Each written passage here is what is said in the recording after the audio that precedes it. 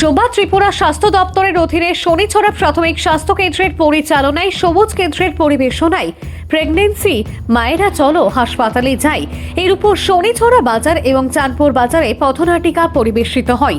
ভানুচন্দ্রের report, Assam prime network. নমস্কার।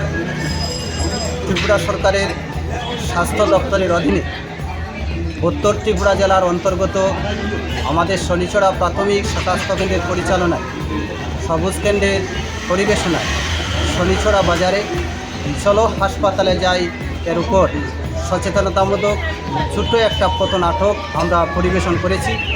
এই নাটকের মাধ্যমে আমরা তুলে ধরেছি প্রত্যেক জনগণ যাতে হসপিটালের সাথে যোগাযোগ থাকে এবং গর্ভবতী অবস্থা শুরু থেকে প্রতি মাসে মাসে গর্ভবতী মায়েরা যাতে হসপিটালের সাথে যোগাযোগ রাখেন, ডাক্তারের সাথে যাতে পরামর্শ নেন এবং গর্ভবতী অবস্থা থেকে প্রসবকালীন সময়ে যাতে বাড়িতে ডেলিভারি না হয়ে হাসপাতালে যাতে ডেলিভারি হয় সেদিক থেকে যাতে প্রত্যেকে লক্ষ্য রাখেন এবং হাসপাতালে ডেলিভারি হলে, সরকারি হাসপাতালে ডেলিভারি হলে কি আমরা সুবিধা পাবো সরকারের তরফ থেকে সেই বিষয়গুলোও নাটকের মাধ্যমে তুলে ধরা হয়েছে।